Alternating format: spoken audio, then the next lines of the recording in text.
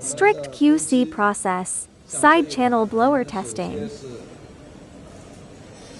Step 1. Model specification verification. Step 2. Winding resistance testing. Step 3. Dielectric strength test high pot. Verifying electrical safety under high voltage. Step 4. Surge test inter-turn insulation. Detecting potential insulation defects between turns.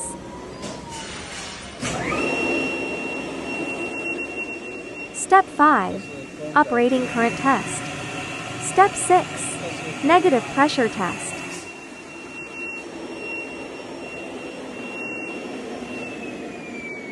Step 7. Auditory inspection and rundown check. Precision balancing ensures low noise and smooth operation. Step 8 to 100 quality approved.